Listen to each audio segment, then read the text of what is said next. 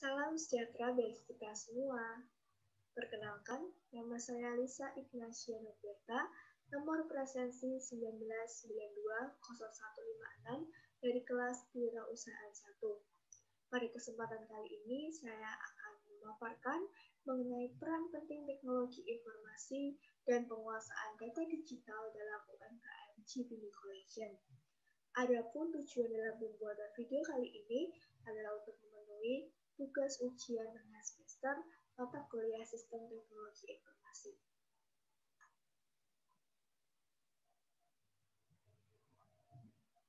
Pertama, apa sih GBIMI Collection itu? GBIMI Collection merupakan sebuah usaha mikro yang bergerak dalam bidang fashion yang menjual berbagai produk fashion wanita. Yang saat ini kami berfokus pada penjualan produk atasan dan bawahan yang bisa digunakan untuk kegiatan formal maupun non-formal. GBIMI Collection ini didirikan pada tahun 2020 dengan menggunakan sistem rebranding. Jadi, kami masih mengambil produk dari supplier, lalu kami menjual kembali produk tersebut. Namun dalam memilih sebuah supplier, kami juga menetapkan kriteria-kriteria yang menjadi keunggulan dari produk GBIMI Collection. Sehingga dalam pencarian supplier, semua produk dipastikan kurang lebih sesuai dengan kriteria kami. Adapun stakeholder atau pihak yang terlibat dalam proses bisnis GBIMI Collection ini diantaranya ada supplier. Tentu supplier menjadi pihak yang terlibat karena supplier lah tempat kami mengambil barang. Lalu yang kedua adalah content creator sebagai pihak yang membuat konten sebagai sarana pemasaran di media sosial karena fokus pemasaran kami ada di platform online, ada di media sosial, ada di website maupun di marketplace. Lalu yang ketiga adalah ekspedisi. Ekspedisi ini mereka berperan sebagai pihak yang mengirimkan produk ke konsumen. Lalu yang terakhir ada admin, yaitu orang yang mengatur semua transaksi yang terjadi dan beliau juga yang akan melayani konsumen seperti customer service dan tugasnya.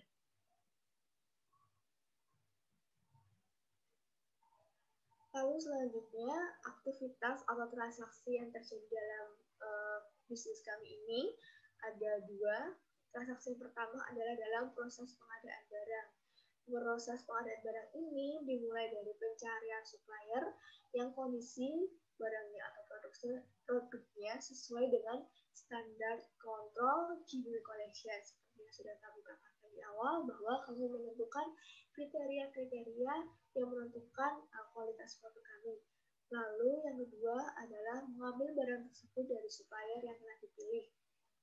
Selanjutnya adalah melakukan proses rebranding itu sendiri. Jadi kami mengulang lagi konsep dari foto produk maupun dari segi pemasarannya, itu semua dalam handle kami. Lalu yang terakhir adalah melakukan pemasaran melalui website, media sosial, dan marketplace. Lalu aktivitas atau transaksi yang terjadi setelah proses pengadaan barang adalah proses pemesanan. Dalam proses pemesanan ini dimulai dari customer mengunjungi media sosial, dalam hal ini Instagram kami yaitu @gbimi.id, atau mungkin customer juga menemui produk kami melalui website atau landing page.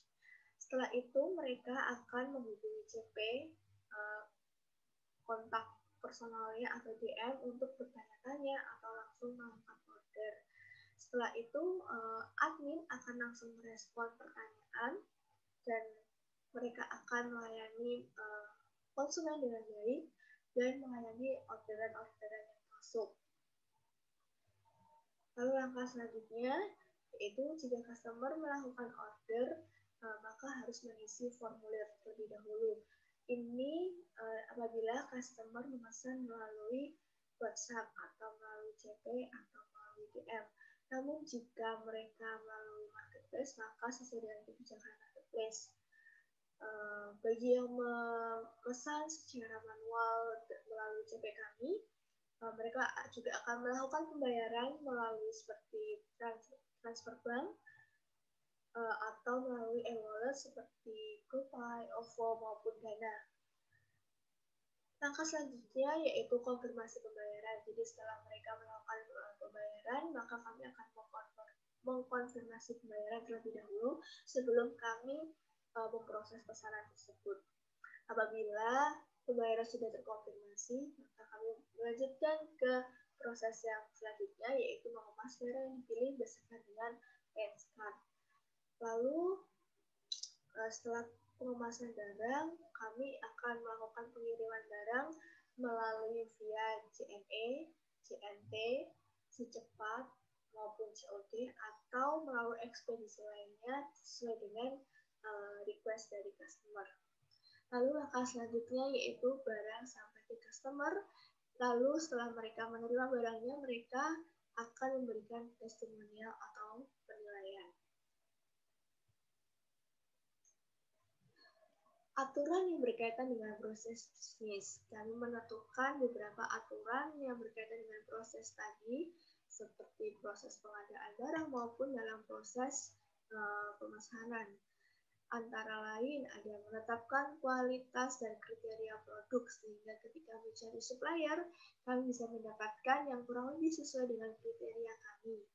Hal ini menjadi penting karena kami rebranding dan kami sedang membangun brand kami, dan kami juga memiliki perencanaan ke depan, yaitu untuk memproduksi barang original kami sendiri. Untuk itu kami harus mempertahankan dari segi kualitas maupun kepercayaan konsumen terhadap kami ketika kami masih melakukan rebranding. Lalu aturan yang kedua adalah pada proses transaksi pembayaran, customer harus melakukan pembayarannya 2 kali 24 jam. Lebih situ order dianggap tidur. Jadi kami menentukan jangka waktu untuk para customer yang akan mengorder produk kami dengan mereka yang sudah melaksanakan transaksi pembayaran tersebut itu maksimal 2 kali 24 jam. Lalu aturan yang ketiga adalah admin atau CP kami harus bisa melayani customer dengan baik dan ramah. Hal ini menjadi penting karena pelayanan adalah yang nomor satu. Lalu aturan yang selanjutnya adalah tim konten kreator. Tim konten kreator ini adalah mereka yang membuat konten maupun mereka yang membangun interaksi di media sosial melalui konten-kontennya. Mereka akan memposting baik dalam story maupun dalam feed Instagram atau dalam IGTV. Tim konten kreator ini akan diberi penjadwalan khusus dalam posting kontennya. Lalu aturan yang terakhir ada komplain maupun retur itu hanya berlaku 1 kali 24 jam setelah barang diterima. Setelah itu, setelah melewati 1 kali 24 jam, kami pastikan untuk komplain maupun retur dapat dilayani. Untuk melakukan komplain dan retur sendiri, customer harus menyertakan buktinya. Apakah benar-benar itu kerusakan dalam proses pengiriman maupun kelalaian kami seperti itu.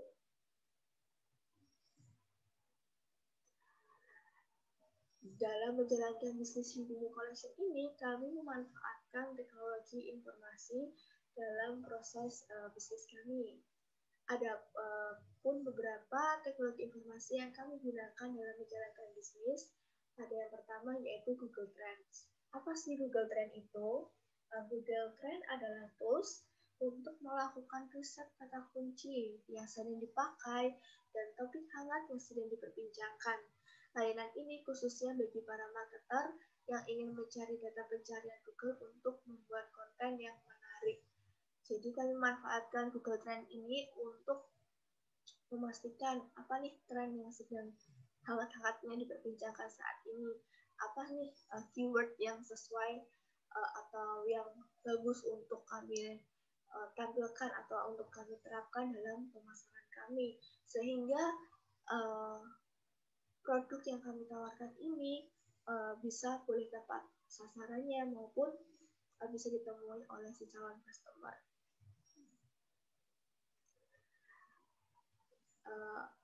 Peranannya jelas, yaitu pertama untuk digunakan untuk melakukan riset apa yang dicari oleh pengguna, lalu mengetahui siklus tren, dan yang terakhir untuk memprediksi tren.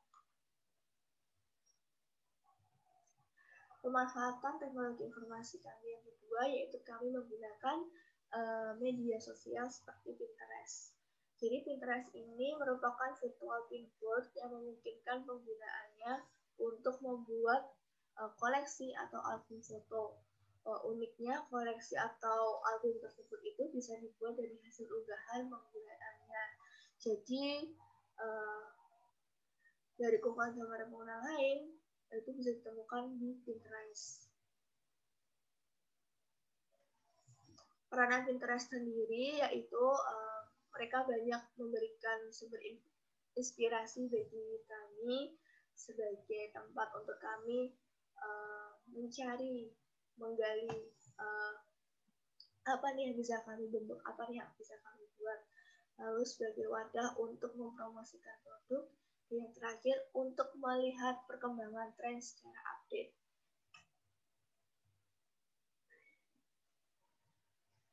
Pemanfaatan teknologi informasi kami selanjutnya adalah kami menggunakan marketplace. Marketplace itu sendiri adalah perantara antara penjual dan pembeli di dunia maya. Situs marketplace ini bertindak sebagai pihak ketiga dalam transaksi online dengan menyediakan tempat berjualan dan fasilitas pembayaran. Marketplace yang kami pilih adalah Shopee. Perannya tentu sebagai tempat terjadinya transaksi online. Selanjutnya ada platform online marketing. Jadi kami dalam melakukan pemasaran, kami fokuskan pada online marketing dan kami memanfaatkan platform online marketing ini untuk sarana pemasaran kami. Di antaranya ada Instagram, WhatsApp, Facebook page, dan website.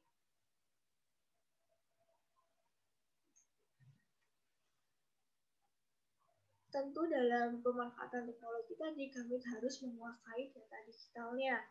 Dan di sini kami akan mencontohkan untuk Google Trends. Dalam melakukan riset terhadap tren yang biasa dicari konsumen, kami biasanya menggunakan Google Trend. Ini kita beri contoh aja, misalnya kita mencari dengan kata kunci Korean style. Jadi akhir-akhir ini dunia fashion khususnya wanita sedang hangat-hangatnya untuk mencari Korean style. Dan ternyata setelah kami riset benar melalui Google Trends terlihat bahwa grafiknya adalah naik saat ini. Dan di sini ada beberapa analisis data yang bisa kita bahas. Oke. Jadi dalam grafik ini kita bisa melihat bahwa topik pencarian tren fashion wanita yang saat ini sedang mengalami kenaikan, yaitu Korean style ini. Jadi grafik ini itu untuk mengecek tingkat popularitas dari keyword kita. Lalu untuk bagian yang related rise itu sebagai rekomendasi kata kunci yang sedang naik trennya dan bisa dimanfaatkan untuk dijadikan konten. Jadi ini adalah rekomendasi kata kunci yang kita bisa terapkan baik untuk media sosial maupun dalam marketplace. Jadi sehingga ketika konsumen mencari dengan keyword tersebut, mereka bisa berpotensi untuk menemukan produk kami. Lalu ada related topics. Di sini dia menampilkan topik pembahasan yang memiliki kedekatan dengan kata kunci yang kita riset.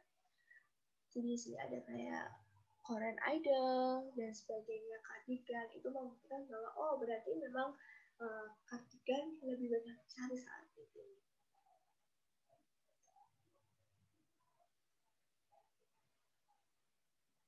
Selanjutnya penguasaan data digital kami yang kedua yaitu Pinterest. Dalam platform ini biasanya kami gunakan untuk mencari inspirasi dalam pengembangan produk. Hasil dari pencarian dari Pinterest menunjukkan hal yang sering dicari untuk saat ini atau trennya. kami mencari yang masih belum banyak di pasaran, namun masih dalam kategori yang sama.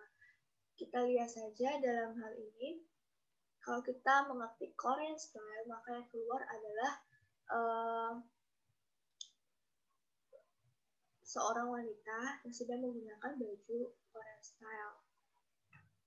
Nah, Korean style seperti apa yang sedang dicari di pasaran? Di sini terlihat bahwa oleh orang-orang dalam Korean style ini, itu modelnya yang seperti ini. Jadi nanti ketika kita mau memproduksi barang atau mau melakukan pengembangan produk, modelnya kira-kira seperti ini, seperti itu. Lalu yang selanjutnya adalah marketplace. Adapun marketplace yang kami gunakan yaitu Shopee. Shopee kami adalah Cibinong Collection.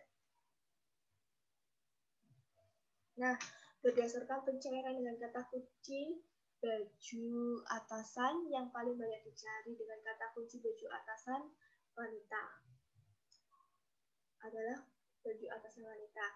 Ini sebagai acuan ketika kami mengupload produk ke marketplace dengan memasukkan kata kunci tersebut, besar peluangnya untuk bisa dilihat orang.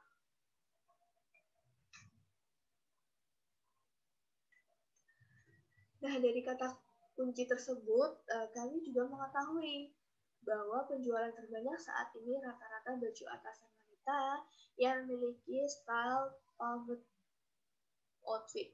Berarti tren saat ini adalah dengan style tersebut. Jika kita mau lihat, kita amati lebih lagi, ternyata model style ini agak menyerupai dengan Korean style yang tadi. Jadi memang Korean style akhir-akhir ini memang sedang dibicarakan oleh banyak orang, sedang popularitas. Nah, selanjutnya ada media sosial. Media sosial yang digunakan oleh Cibinong Collection ada Instagram, Facebook page, WhatsApp, dan website dalam bentuk landing page. Dalam Instagram, kami membangun interaksi dengan konsumen melalui konten-konten, dan dari situ kita bisa melihat bagaimana interest atau reaksi konsumen terhadap konten kami atau produk kami. Nah, data ini dapat dilihat melalui algoritma Instagram. Di sini kami menyertakan data dari algoritma Instagram kami. Di sini terdapat profil visits, jumlah like, komen, atau yang share kembali atau yang menyimpan. Terus di sini ada overview.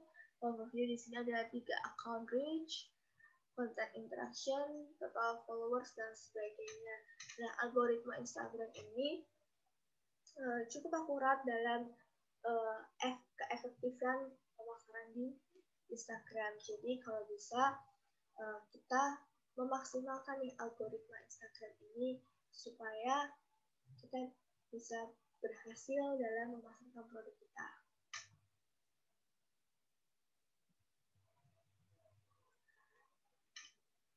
Lalu selanjutnya adalah lalu lintas data digital. Di sini kami mengambil lalu lintas data yang ada di marketplace kami. Jadi data yang terjadi atau data yang kami miliki itu berawal dari admin mengupload foto produk tersebut dan keterangannya ke dalam marketplace melalui akun Cibinong Collection serta menyertakan kata kuncinya sesuai dengan apa yang ada di Google Trends tadi atau maupun sesuai dengan research di marketplace yang bersangkutan tadi. Lalu data produk yang sudah berhasil dipublish tersebut bisa dilihat oleh calon konsumen melalui kata kunci yang sudah kita riset sebelumnya. Selanjutnya adalah jumlah konsumen yang mengklik postingan kami itu akan terekam oleh sistem, sehingga kami bisa melihat sudah berapa nih banyak orang yang menemukan atau melihat produk kami, dan hal ini bisa menjadi tolak ukur bagi kami untuk menjadikannya sebagai bahan evaluasi. Apabila ternyata belum sesuai dengan target kami atau masih di bawah rata-rata, maka ini nih yang menjadi evaluasi bagi kami, apa yang kurang dari sistem pemasaran kita, apa yang kurang dari sistem riset kita, dan sebagainya. Lalu yang selanjutnya adalah konsumen yang melakukan order akan memasukkan data diri mereka beserta alamat mereka. Tentu ini data mereka ini akan otomatis masuk ke akun kami. Jadi kami memiliki data mereka dan kami memiliki kesempatan untuk memfollow up mereka lagi. Lalu order beserta data diri dan alamat dari mereka akan terekam dan tercatat di akun kami. Lalu setelah order mereka masuk, barang dikirimkan dan barang itu akan diterima oleh mereka. Setelah barang diterima, konsumen akan memberikan feedback berupa penilaian produk. Penilaian produk ini juga akan terekam di sistem marketplace dan ini akan menjadi data kami juga. Jadi data kami yang awalnya hanya foto produk, pada akhirnya dia menghasilkan feedback berupa penilaian produk. Dari penilaian produk ini kita bisa mengetahui tingkat kepuasan konsumen seperti apa, mulai dari kualitas produknya, dari sistem pelayanan kami, atau yang lainnya.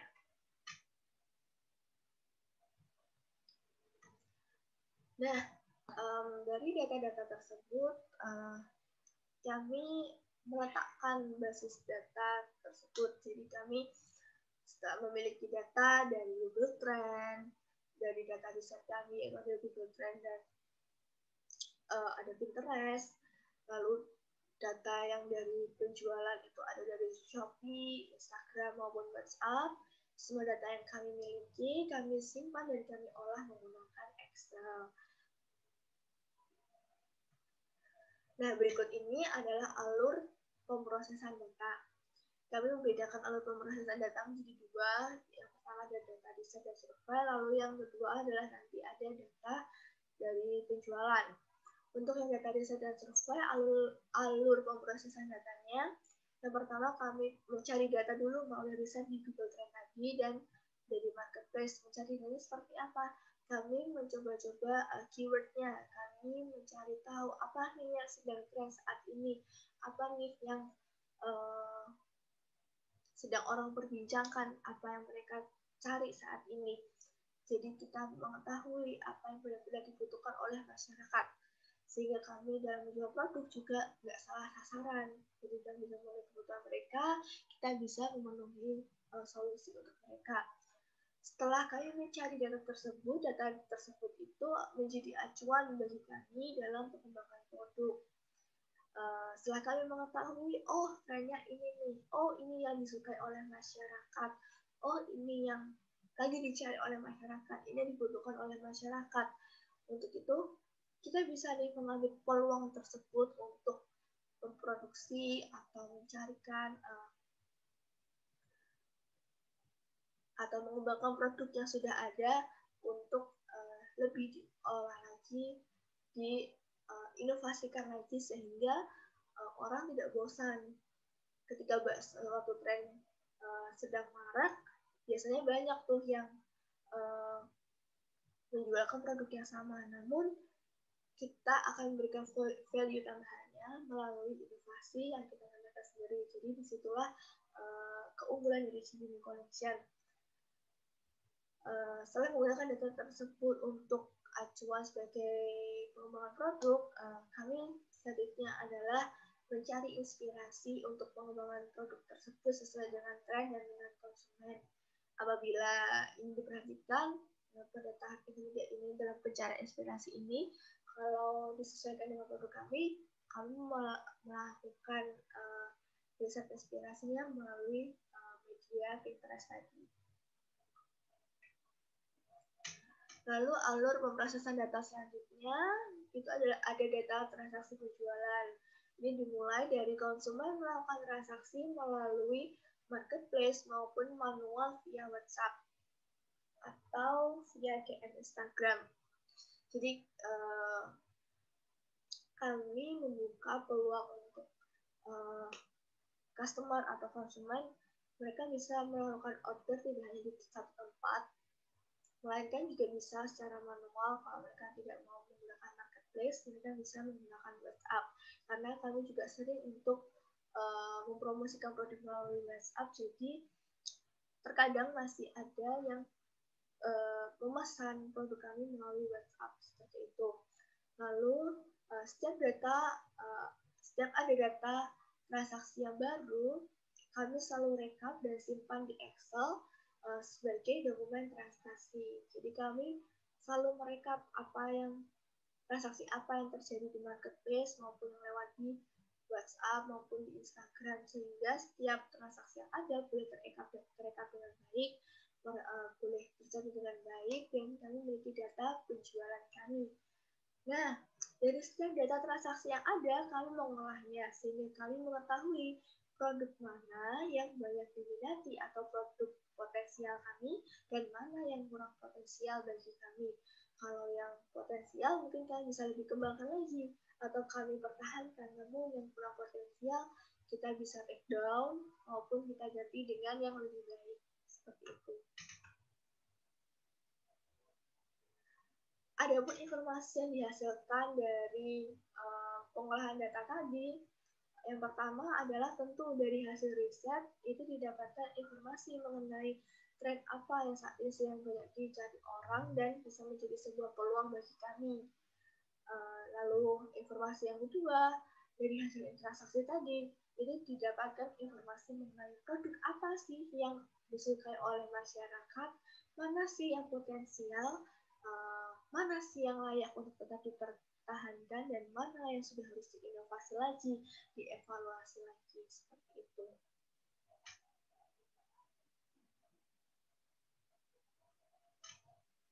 Baik, sekian pemaparan dari saya. Untuk kurang lebihnya saya mohon maaf. Terima kasih.